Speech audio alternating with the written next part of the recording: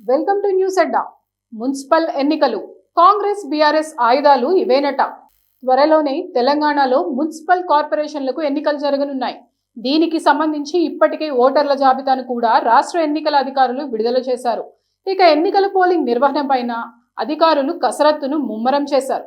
నేడో రేపో రాష్ట్ర ఎన్నికల కమిషనర్ రాణి కుముదిని ప్రకటన చేయనున్నారు. ఇదిలా ఉంటే ఈ ఎన్నికలను తమకు అనుకూలంగా మార్చుకునేందుకు ఇటు అధికార పార్టీ కాంగ్రెస్, అటు బీఆర్ఎస్ కూడా సిద్ధమయ్యాయి. ఈ విషయాన్ని ఇరు పార్టీలు కూడా ప్రకటించాయి. మరోవైపు గ్రేటర్ హైదరాబాద్ కార్పొరేషన్ పైన కసరత్తు జరుగుతుంది. ఇదిలా ఉంటే ఎన్నికలు ఏవైనా ఆయుధాలు రెడీ చేసుకోవడం రాజకీయ పార్టీలకు వెన్నతో పెట్టిన విద్య. ఈ క్రమంలో అధికార పార్టీ కాంగ్రెస్ 2 అడుగులు ముందే ఉందని చెప్పాలి.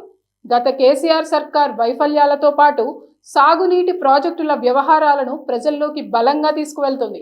117 మున్సిపాలిటీలలో నియోజకవర్గాల వారీగా, జిల్లాల వారీగా కూడా కమిటీలను ఏర్పాటు చేసి ఎన్నికల ప్రచారాన్ని జోరుగా నిర్వహించాలని భావిస్తున్నారు. ఇక ముఖ్యమంత్రి రేవంత్ రెడ్డి కూడా ప్రచారానికి ఇప్పటికే శ్రీకారం చుట్టేశారు. తమ సానుకూల అంశాలతో పాటు బీఆర్ఎస్ వైఫల్యాలను ఆయన ప్రధాన అజెండాగా చేసుకుంటున్నారు. ఇక ప్రధాన ప్రతిపక్షం బీఆర్ఎస్ కూడా మున్సిపల్ కార్పొరేషన్ ఎన్నికల్లో బలమైన వ్యూహంతోనే ముందుకు సాగాలని నిర్ణయించుకుంది. దీనిలో భాగంగా రాష్ట్ర ప్రభుత్వం కొత్తగా తీసుకువస్తున్న జిల్లాల ఏర్పాటు అంశాన్ని, ప్రజల సెంటిమెంట్ను తమకు అనుకూలంగా మార్చుకునేందుకు బీఆర్ఎస్ ప్రయత్నాలు చేస్తోంది.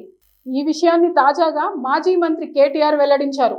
ప్రజల సెంటిమెంట్ను పట్టించుకోకుండా జిల్లాల విభజన చేస్తున్నారని, దీనిని పెద్ద ఎత్తున ప్రజల మధ్యకు తీసుకెళ్తామన్నారు. ఇదే సమయంలో కళ్యాణ లక్ష్మి, రైతు భరోసా వంటి తమ హయాంలో అమలైన పథకాలను కూడా ప్రజలకు వివరించనున్నారు.